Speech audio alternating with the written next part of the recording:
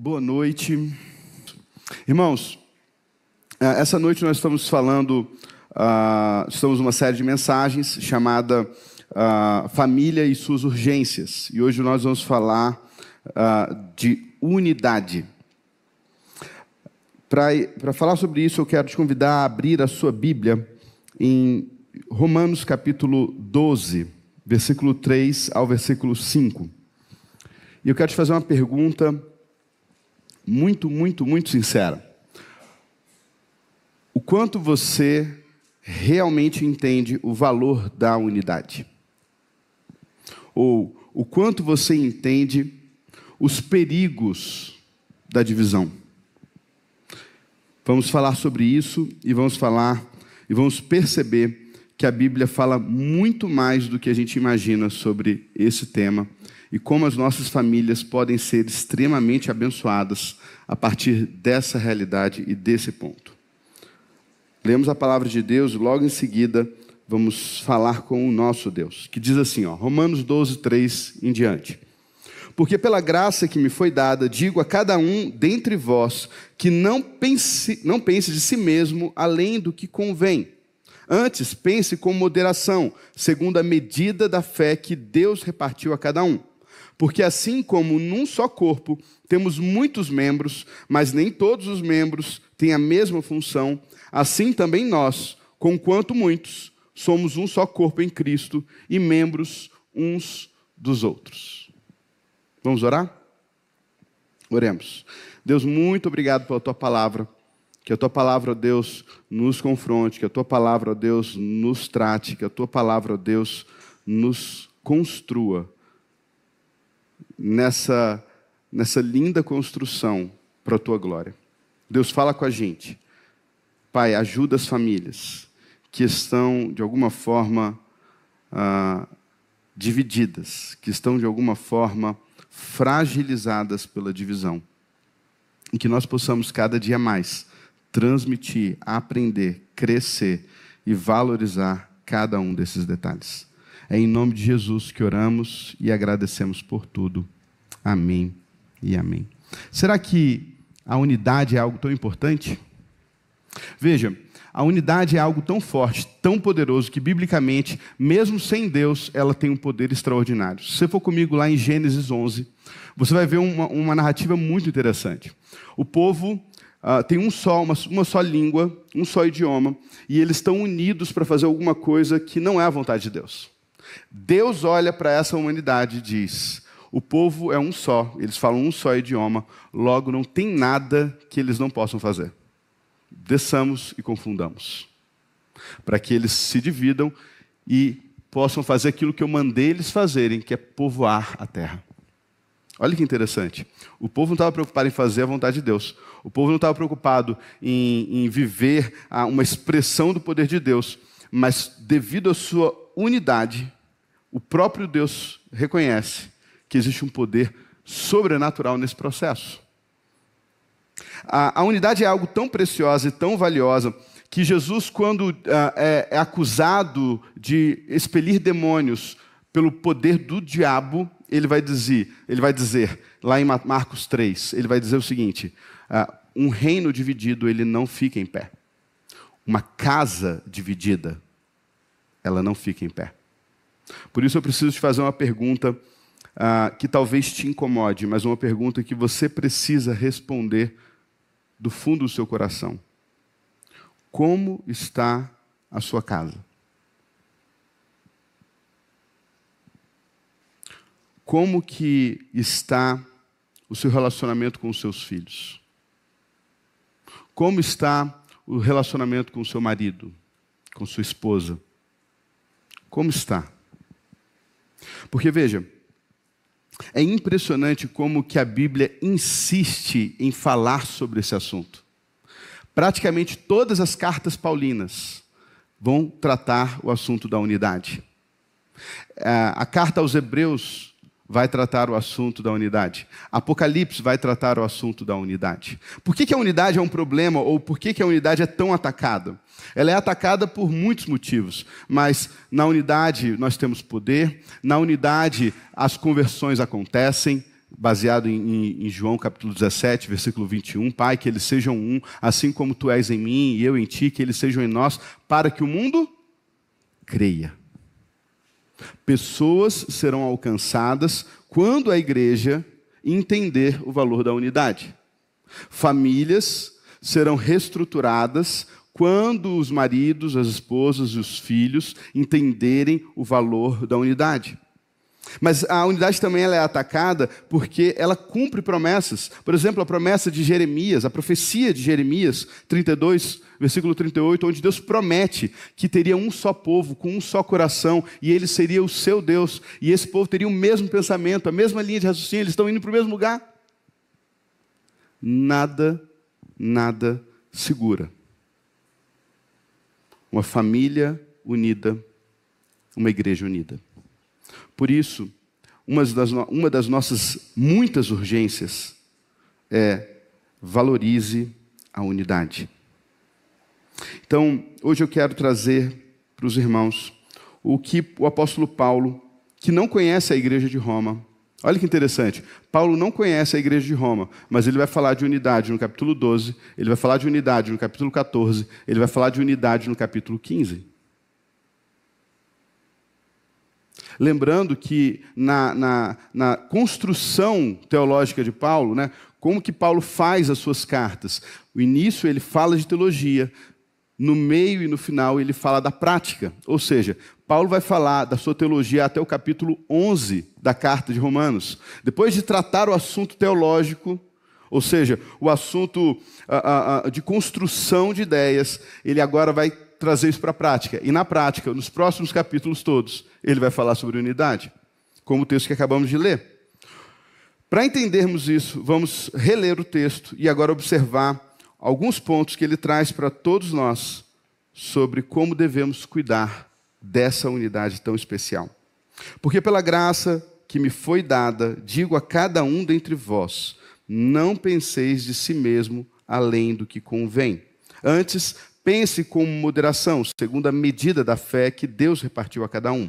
Porque assim como num só corpo temos muitos membros, mas nem todos os membros têm a mesma função, assim também nós, conquanto muitos, somos um só corpo em Cristo e membros uns dos outros. O primeiro conselho que nós podemos extrair desse texto, de Romanos capítulo 12, é a consciência de fazer parte. Muitas vezes eu vejo em casamentos que eu estou tratando no gabinete, ou muitas vezes em conversas paralelas, que existe uma distorção na nossa compreensão do que estamos fazendo parte, ou se fazemos parte.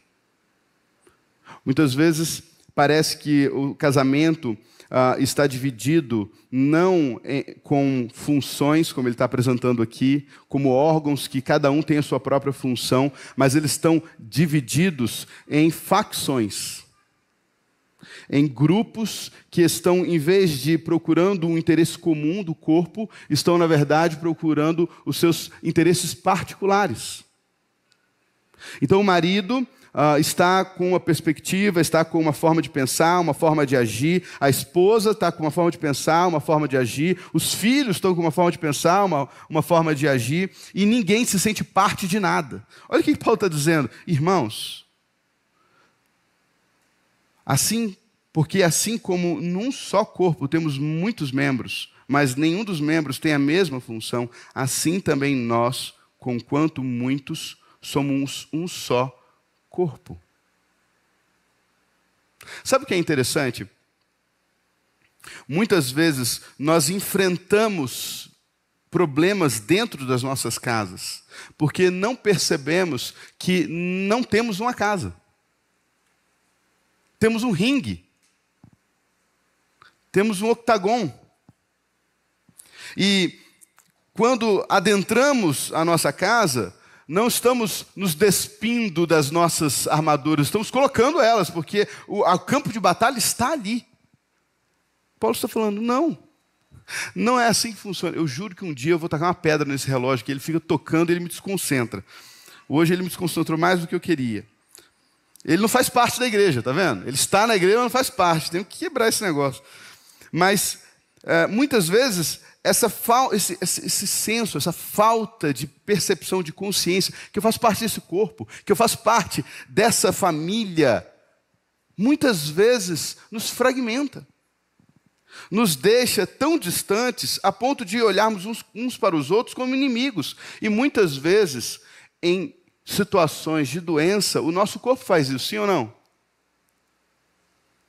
Se o seu corpo, se alguma região do seu corpo parar de receber sangue, logo, logo o seu corpo começa a olhar ou identificar essa parte do corpo que morreu porque não está irrigado com sangue como uma rejeição.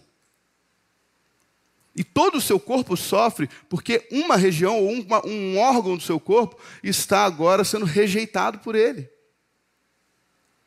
Veja, a ausência de consciência de fazer parte fragiliza todo o processo. Será que eu, como marido,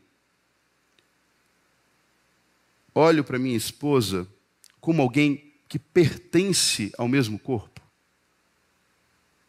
Ou será que eu estou ao tempo todo criando mais e mais obstáculos, mais e mais glóbulos brancos ou vermelhos que vão combater? Brancos?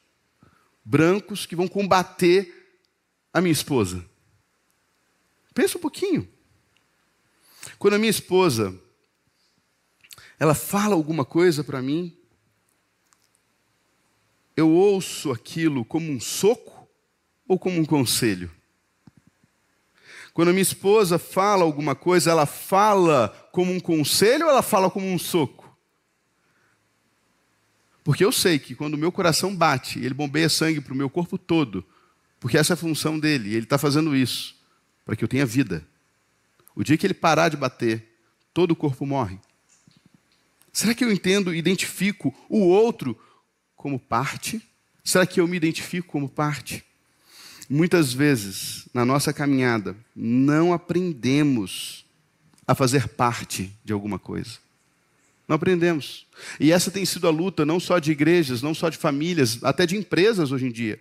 Hoje em dia, se a pessoa tem um baita de um currículo, mas ela não consegue criar vínculos e relacionamentos, ela vai ser colocada de lado dessa empresa.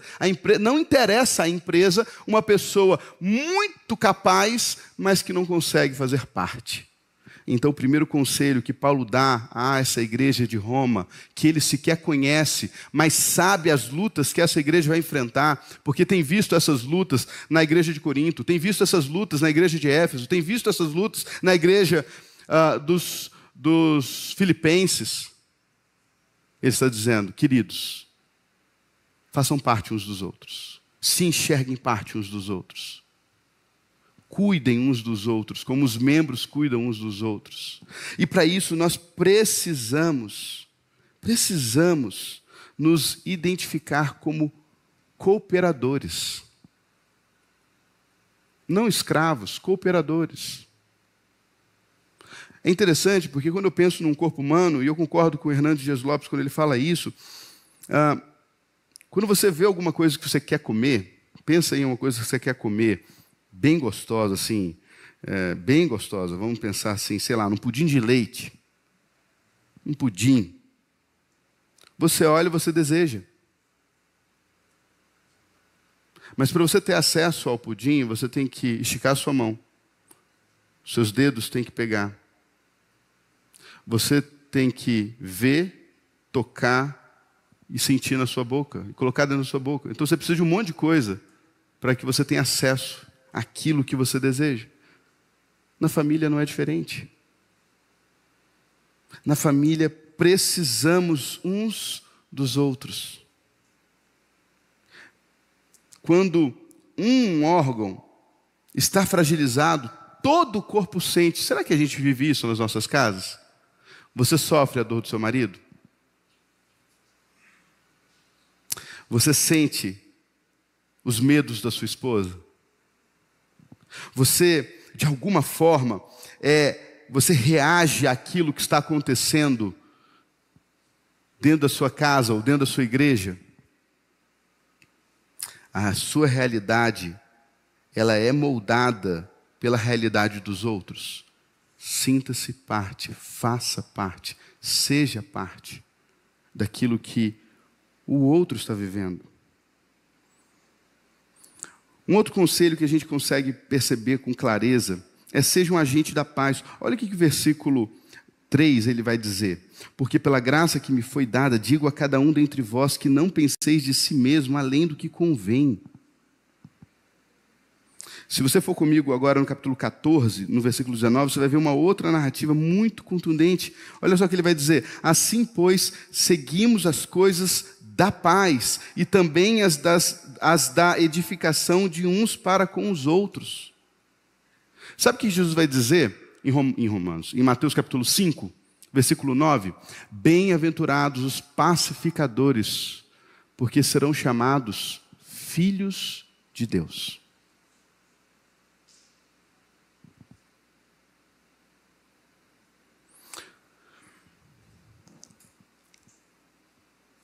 Você faz da sua casa um lugar de paz?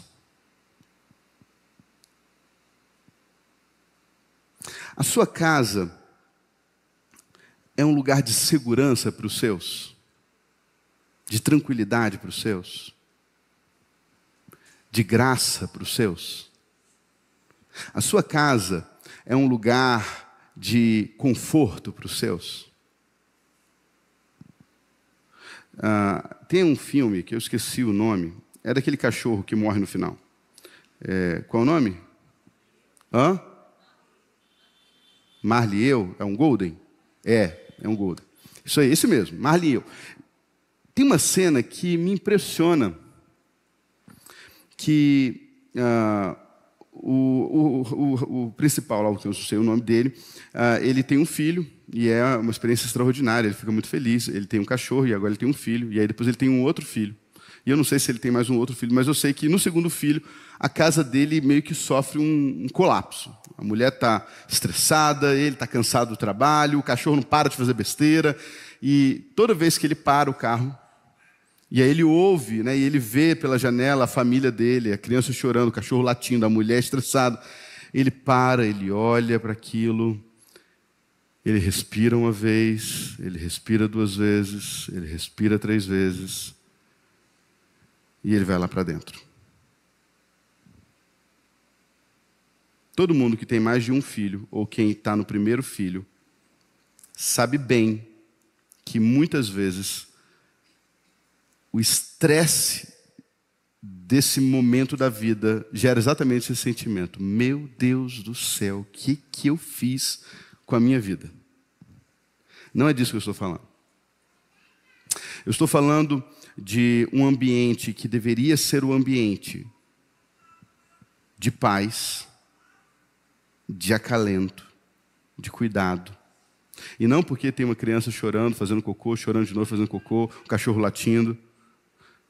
Você não tem esse ambiente. Mas quando a casa tem todas as possibilidades de ser um local de paz, e ela não tem.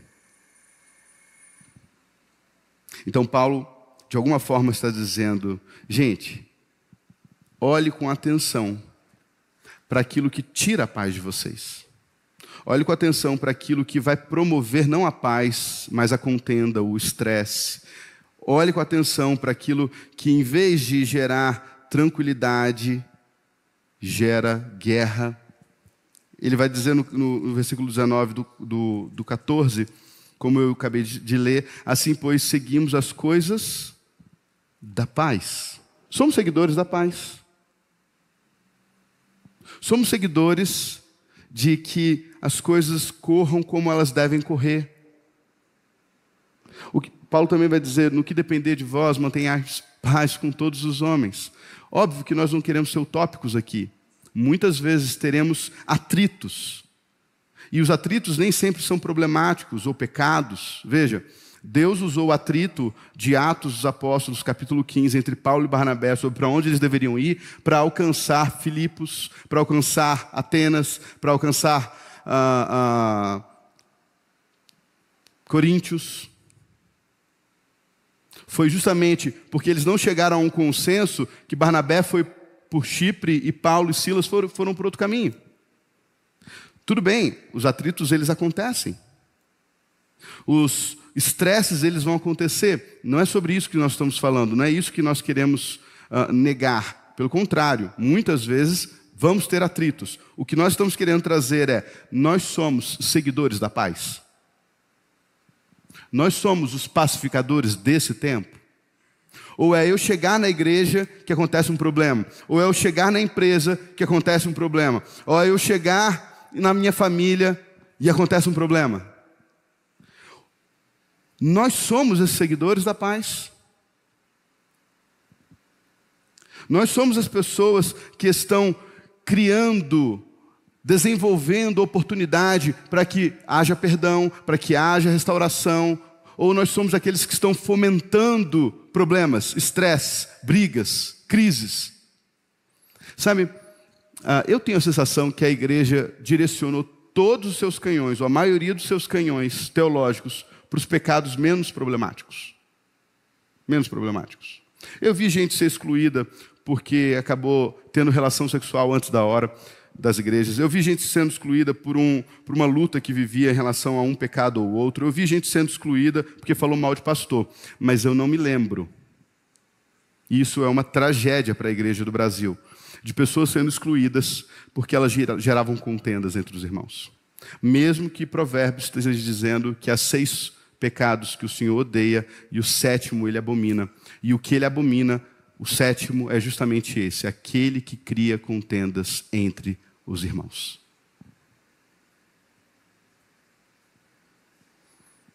Você quer viver todo o poder que existe na unidade? Seja um agente da paz, da sua casa. Seja uma pessoa que vai olhar para a situação e vai tentar tirar o máximo de atritos e conflitos possível. Terceiro grande conselho que Paulo vai trazer é: seja um construtor. Olha o que ele vai dizer. Porque pela graça que me foi dada a cada um dentre vós, pela graça que me foi dada, digo a cada um dentre vós, que não penseis de si além do que convém, antes pense com moderação segundo a medida da fé que Deus repartiu a cada um. Porque assim como num só corpo temos muitos membros, mas nem todos os membros têm a mesma função, assim também nós, conquanto muitos, somos um só corpo em Cristo e membros uns dos outros. Muitas vezes eu olho para relacionamentos e parece que os relacionamentos estão mais preocupados em destruir o outro do que em construir o outro. Eu vejo esposas e maridos mais preocupados em apontar os defeitos e limites do que exaltar as virtudes. Eu vejo maridos e mulheres e filhos que são os principais críticos dos pais.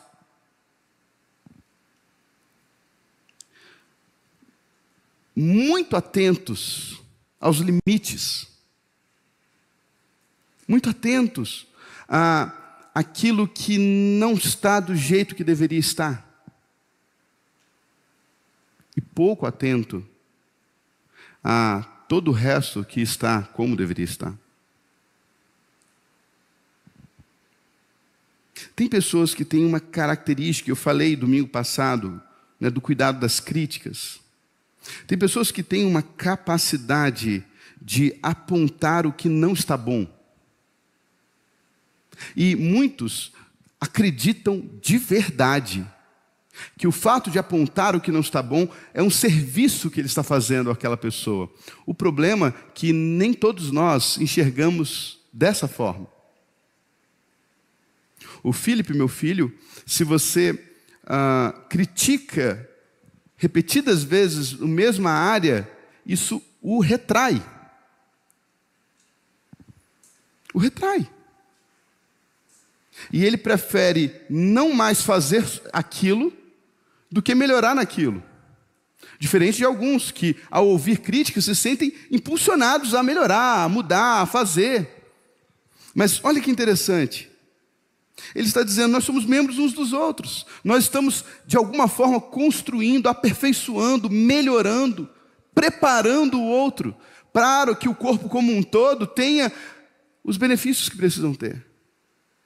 Então, De alguma forma, Ele vai nos dizer e nos conduzir para fazer para o outro algo que agrega o outro.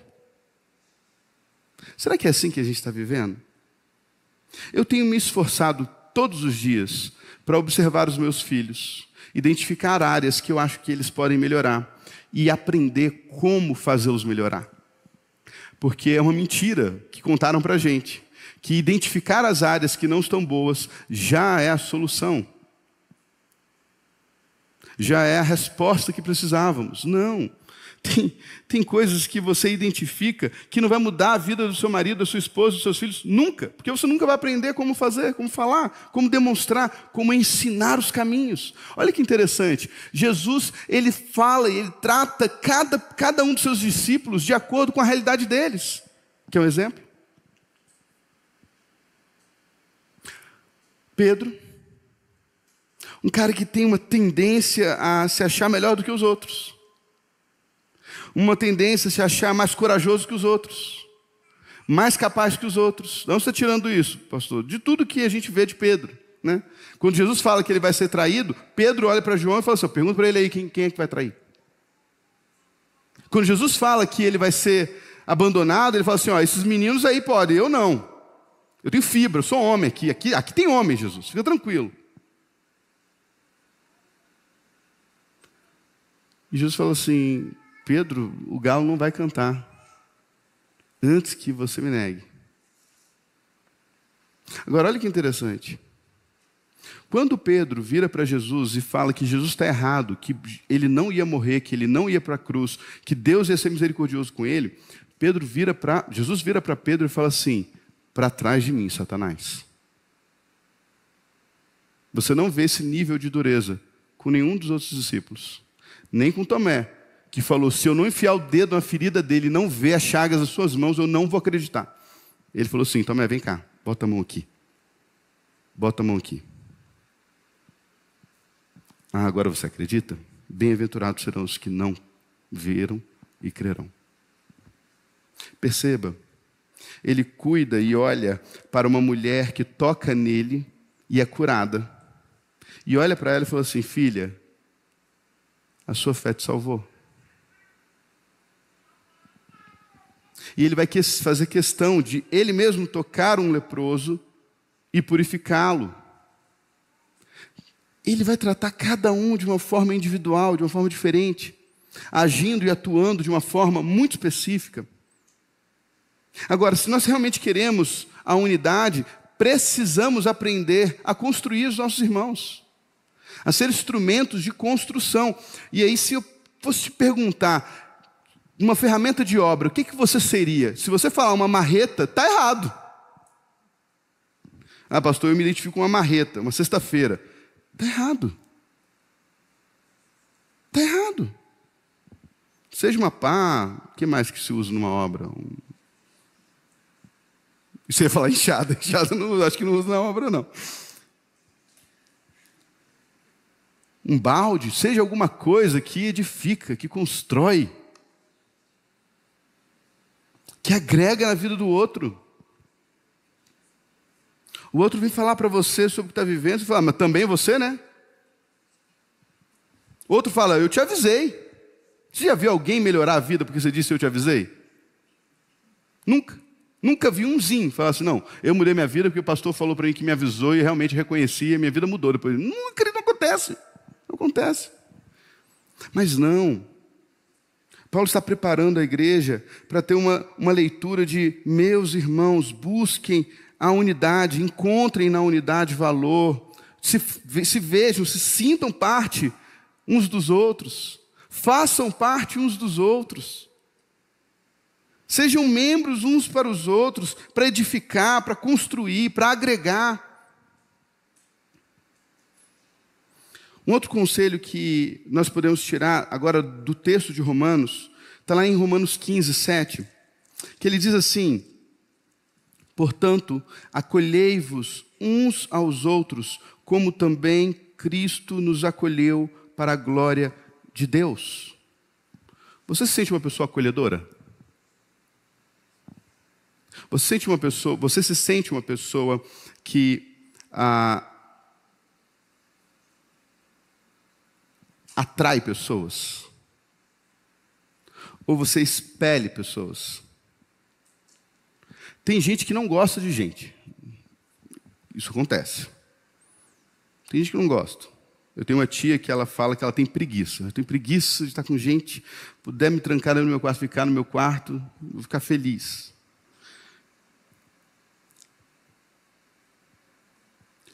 Mas parece que o convite que Jesus e os apóstolos fazem é você ter menos preguiça de estar perto de gente. É você, de alguma forma, se dedicar mais a ser acolhedor, acolhedora. Deixar pessoas se aproximarem. Mas as pessoas hoje em dia são chatas. Às vezes são mesmo. As pessoas hoje em dia são folgadas. Muitas vezes são mesmo. As pessoas hoje em dia falam demais. É verdade. Muitas vezes as pessoas falam isso. Posso contar um segredo? Desde o dia que Deus falou assim, façamos o homem, a nossa imagem, conforme a nossa semelhança, essa realidade vem se repetindo. Não é o nosso tempo que as pessoas falam mais do que deviam. Não é do nosso tempo que as pessoas chegam na hora que nós não queríamos. Não é do nosso tempo que as pessoas, muitas vezes, têm as suas dificuldades relacionais. É uma verdade que o nosso tempo tem uma característica. Nós temos muito contato, pouca comunhão. Temos muito conteúdo, muita informação, muito acesso, muita facilidade e pouca troca. É o que a gente vê nas redes sociais. Todos nós aqui devemos ter mais de 100 seguidores nas nossas redes sociais. Todos nós aqui, provavelmente, gastamos mais tempo do que gostaríamos olhando e observando a vida dos nossos amiguinhos. Todos nós aqui não conseguiríamos ter um relacionamento sincero, profundo e transformador com 1/3 das pessoas que nós temos contato e acesso. Pois bem, mesmo diante de um tempo onde contato é algo possível, onde contato e relacionamento é algo facilitado, o nosso nível de intimidade, de relacionamentos profundos tem despencado. Não é caído, não, eles têm despencado.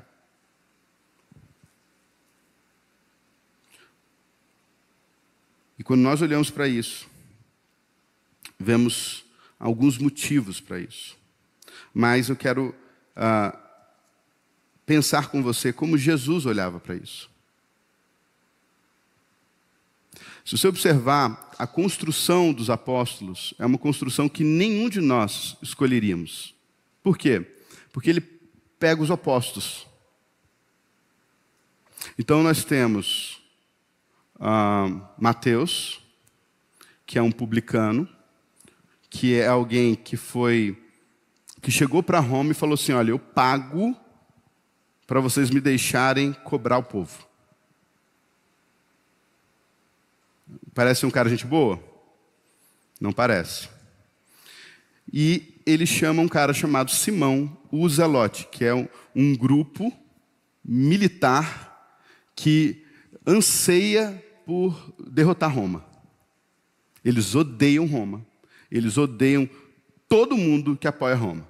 Ele pega Mateus e Simão e bota no mesmo grupo. Faz sentido? Você faria isso?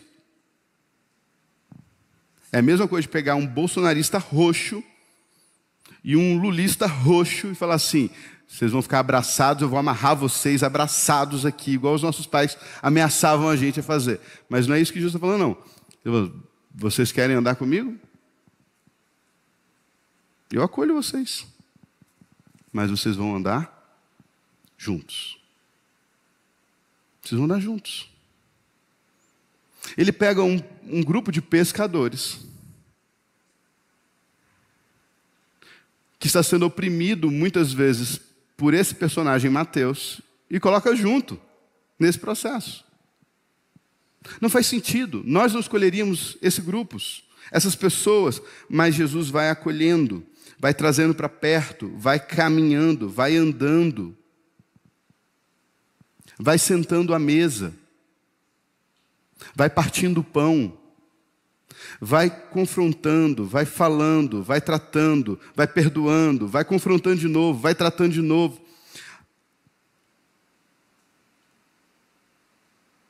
A sua casa é um lugar de acolhimento? Quando eu tinha 11 anos, meu pai foi fazer um período sabático lá nos Estados Unidos. Ele sofreu um acidente, e depois desse acidente no Brasil, ele achou melhor parar um pouco e pensar sobre o ministério, sobre casa, família, e ele resolveu parar, vender tudo que a gente tinha, que não era muita coisa, acho que era só um carro mesmo, e a gente ir para os Estados Unidos, morar de favor na casa de um irmão lá dos Estados Unidos. E foi uma experiência muito legal morar lá fora. Uma das experiências que não foi legal foi, eu não falava inglês, né? Então eu estava lá meio que aprendendo. Mas lá nos Estados Unidos é bem igual ao filme, né? Tem aquele ônibus amarelo que para, aí todas as crianças do bairro entram naquele ônibus, o ônibus vai para a escola. Então a gente tinha 2 momentos que nós nos reuníamos, todas as crianças juntos, daquela região ali, né? Quando a gente estava indo para a escola e quando a gente estava voltando da escola. E era uma festa, era uma bagunça, a gente sempre brincava de muitas coisas e tal. E um belo dia, eu estava brincando, a gente desceu do ônibus, a gente começou uma guerra, porque é um dia chuvoso, todo mundo estava com o seu guarda-chuva, e a gente resolveu fazer uma guerra medieval com os nossos guarda-chuvas. Então era todo mundo batendo as suas espadas uns com os outros. E tinha um lado com o outro lado, e era uma guerra, estava super legal. Eu tenho uma criatividade muito grande, então eu conseguia ver até as armaduras que as pessoas estavam usando. E do nada, o meu time estava lá lutando ferozmente aquela guerra comigo, sumiu. E o time do outro lado também sumiu, e só ficou eu lutando com uma menininha. Quando eu olhei para trás, a mãe da menininha estava aos berros dentro do carro, e eu não conseguia entender o que ela estava falando. Eu só entendi que eu estou indo lá na sua casa falar com seus pais. E eu pesava uns 95 quilos com 11 anos. Eu era um menininho muito obeso, muito obeso. E eu corri como nunca na minha vida, porque eu precisava chegar primeiro que aquele carro na casa dos meus pais. Então eu cheguei na casa dos meus pais, chorando e quase tendo uma parada cardíaca. E comecei a falar embolado com meu pai sobre o que tinha acontecido, que a mulher ia vir e que eu não tinha culpa, que eu não tinha batido nelas, a gente só estava brincando.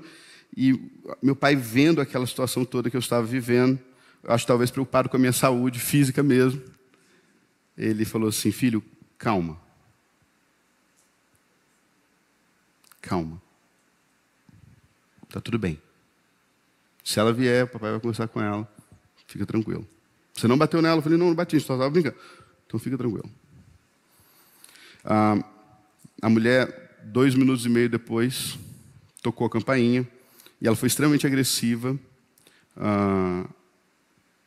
E eu louvo a Deus pela vida do meu pai, porque ele foi acolhedor. Ele recebeu a minha angústia, o meu medo, o meu erro, o meu limite. E ele recebeu isso. E respondeu à mulher me defendendo. Muitas vezes, a unidade da casa, ela é consumida, porque não há acolhimento. A gente não consegue acolher a dor e o limite, a fraqueza do outro. Nós estamos num processo de solução de problemas tão mecanizados, tão adoecidos, que é capaz de o seu filho chegar com 90 quilos, correndo 1,5 km em, sei lá, fala um tempo, em 6, 7 minutos, 8 minutos, sei lá quanto tempo. Quase morrendo, chorando, e a gente não consegue enxergar o que está acontecendo. A gente pode ser agressivo, a gente pode ser querer dar solução. Por que você correu tanto? Vai passar mal aí? Para que você estava brincando com essa menina? Não poderia ser assim? Você pode se enxergar fazendo isso? Cuidado. A unidade é extremamente poderosa e extremamente frágil. Ela tem poder de transformar histórias, mas ela é como um perfume dentro de um frasco bem, bem frágil. Se nós não aprendermos a acolher pessoas, nós temos uma tendência a nunca conseguir viver plenamente a unidade. Por último, agora baseado no versículo 10, diz assim: amai-vos cordialmente uns aos outros com amor fraternal, preferindo-vos em honra uns aos outros.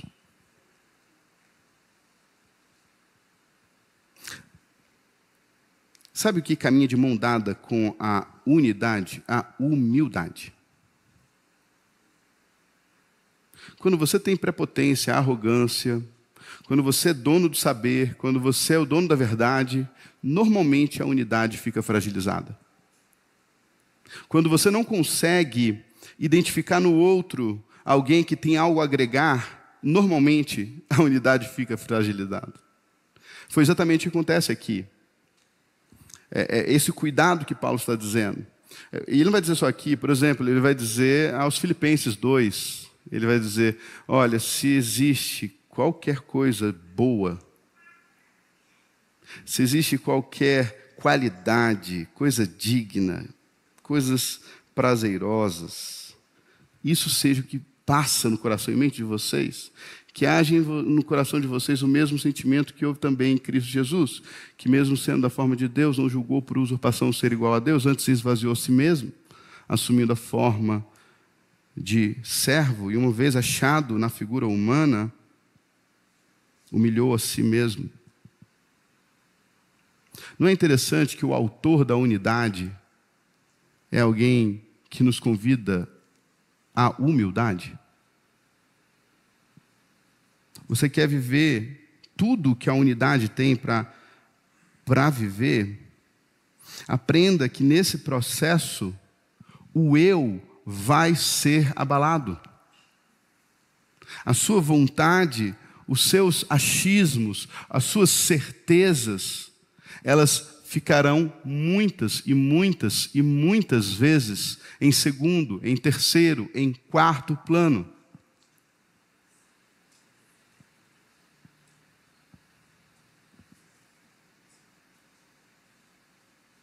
Mas isso só pode se tornar algo real se nós entendermos o versículo 10. Amai-vos cordialmente uns aos outros com amor fraternal. É difícil viver a unidade? Ame mais. Ame mais. Hoje de manhã nós falamos sobre isso. Está difícil, está pesado demais. A gente está fragilizado enquanto nós amamos. Está complicado demais. Abrir mão está penoso demais. Reflita se nós não estamos fragilizados em amar mais. Todos nós em Petrópolis vivemos uma crise na água da cidade. Então, se você não tem poço na sua casa, a cidade teve dificuldade em manter a água. E é interessante porque sempre quando nós achamos algo comum, nós nos unimos em prol daquilo. Então, eu e meu cunhado Vitor, nós falamos sobre vários assuntos. Nós falamos de empreendedorismo, de ações, de Bíblia, de criação de filhos, mas o assunto água nunca é algo que a gente conversa, a não ser que a gente esteja sem. Aí, os nossos assuntos se resumem a isso. Tiago, você caiu água hoje? Tiago, e aí? Você foi lá? Você viu lá? A gente só fala sobre isso. Sabe o que é interessante esse processo? Não é penoso nem para o Tiago, nem para o Vitor ter que abrir mão de uma coisa ou para o outro. Não é.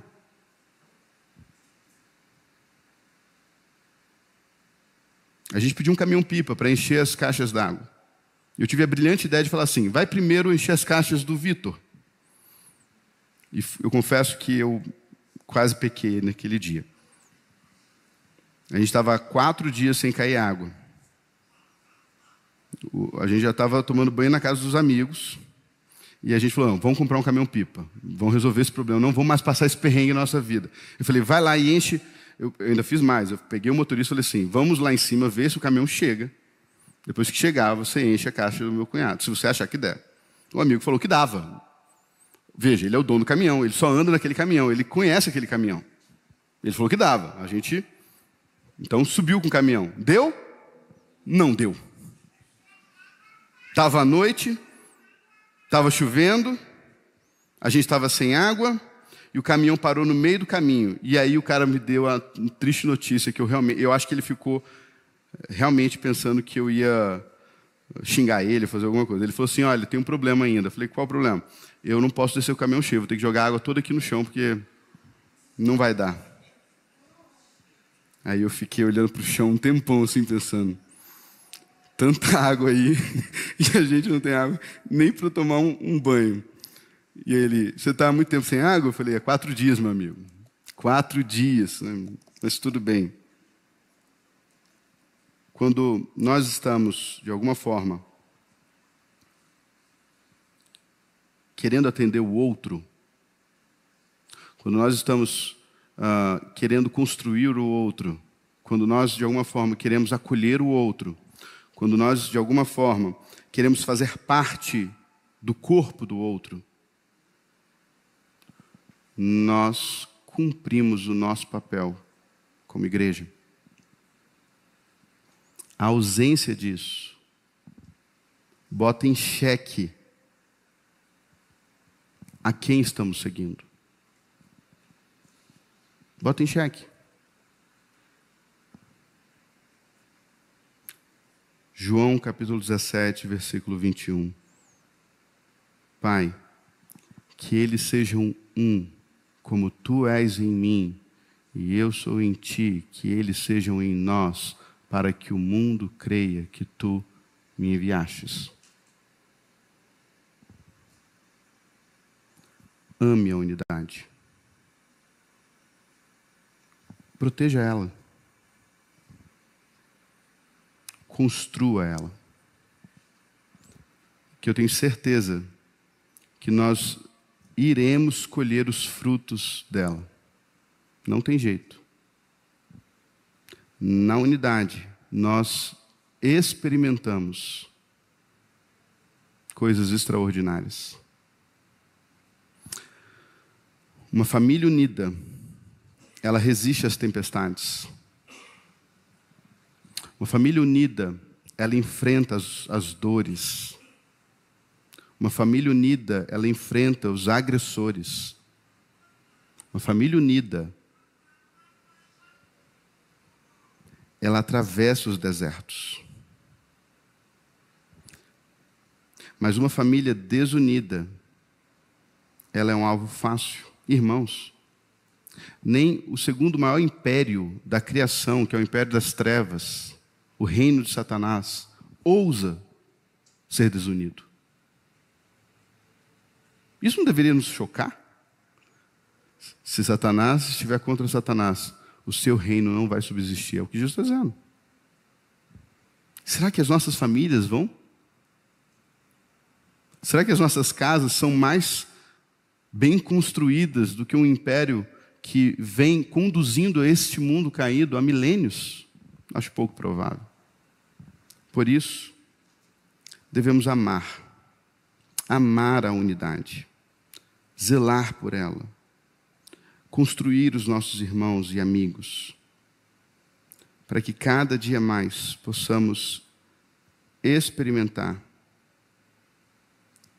a graça e o poder que existe em uma igreja e uma família unida. Para finalizar, eu quero demonstrar aos irmãos o que Deus fez com uma igreja unida.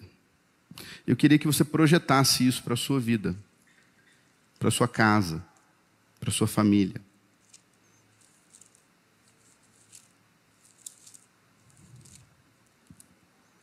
Atos 2:42 diz, e perseveravam unânimes E perseveravam na doutrina dos apóstolos, e na comunhão, e no partir do pão, e nas orações. Em cada alma havia temor, e muitos prodígios e sinais eram feitos por intermédio dos apóstolos. Todos os que creram, estavam juntos e tinham tudo em comum. Vendiam suas propriedades e bens, distribuindo o produto entre todos, à medida que alguém tinha necessidade.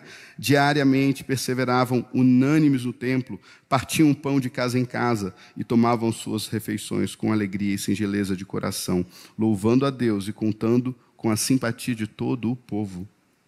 Enquanto isso, acrescentava-lhes o Senhor, dia a dia, os que iam sendo salvos. A unidade acabou com a desigualdade.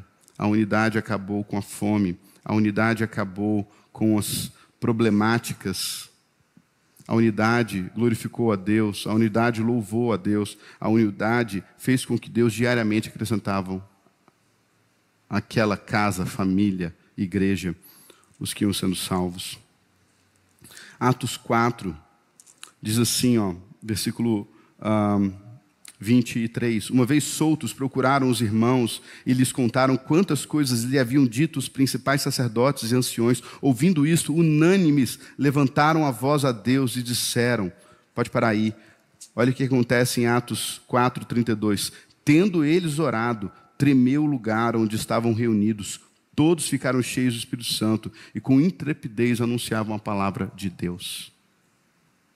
Unânimes foram em oração, viveram uma experiência extraordinária com Deus.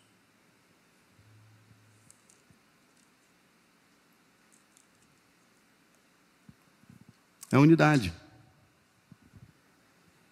Com a unidade enfrentaram os problemas de murmuração entre os irmãos, dos helenistas contra os hebreus. Na unidade enfrentaram os problemas teológicos que foram colocados diante dele, enquanto alguns judeus queriam que todos fossem circuncidados, obedecessem à lei de Moisés. Paulo e Barnabé corajosamente foram lá lutar pela liberdade do cristianismo e, unidos, chegaram a um bom senso. É o que o texto de Atos 15 vai dizer. Pareceu bom a nós e ao Espírito Santo. Infelizmente, esse descuidado com a unidade tem nos feito criar divisões e não nos unir. E talvez por isso, e infelizmente, talvez por isso, tenhamos um número crescente de membros de igreja e não um número decrescente de homicídios, de violência, de corrupção, de divórcios, de abortos. Já parou para perceber? Que nós estamos nos tornando maioria, a religião mais numerosa do nosso país, em poucos anos, será os protestantes, os evangélicos. O que é uma vergonha. Que isso, pastor? É uma vergonha, irmãos. O nosso país não é menos corrupto, não é menos violento, não é menos sangrento. Como que 40% da população professa seguir o nosso Cristo e 40% dos problemas não diminuíram? Talvez porque estejamos fragmentados demais para perceber coisas como essas. Então, que nós possamos, como igreja, como famílias, observar, nos sentir parte. Possamos, como igreja, como família, construir uns aos outros, somar uns com os outros. Possamos, como igreja, como família, acolher uns aos outros, cuidar uns dos outros. Que possamos, como família, como igreja, amar fraternalmente o outro e a comunhão com ele. Para que a partir disso possamos ter comunhão com Deus e com os nossos irmãos e assim rendermos glória ao nome dele. Amém? Curve sua cabeça, feche os seus olhos. Vamos falar com o nosso Deus.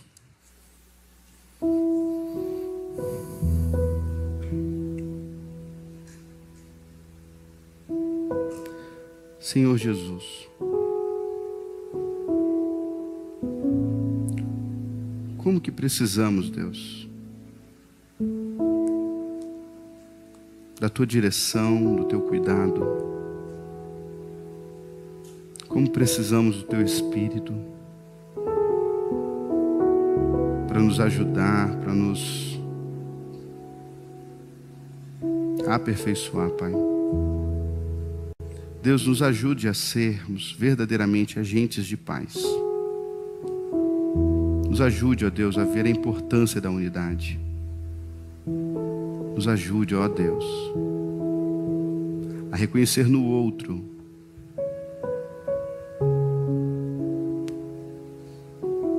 alguém que eu sou dependente.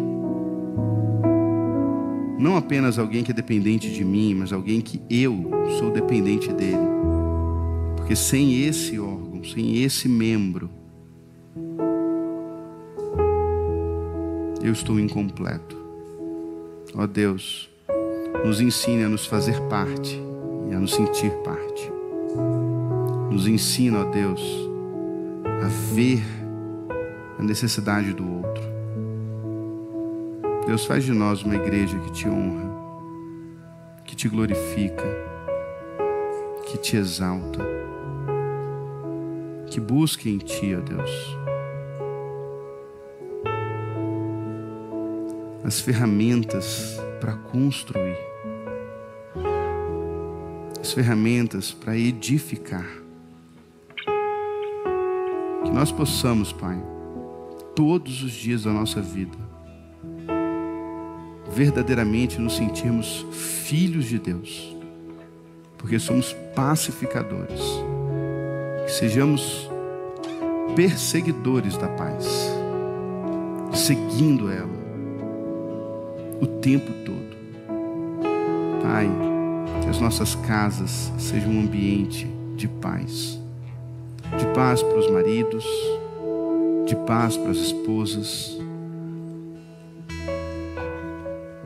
Mas hoje eu queria pedir que seja um ambiente de paz principalmente para os nossos filhos. Ó Deus, precisamos da Tua paz, que excede todo o entendimento. Precisamos da Tua paz, que é dada não como o mundo dá, mas que é dada de forma real, viva, pulsante e transformadora. Ó Deus de Israel, faz de nós edifícios para a Tua glória, um corpo para a Tua glória. Faz as nossas casas um lugar seguro para os nossos filhos, para os nossos maridos, para as nossas esposas e para os maridos, ó Deus.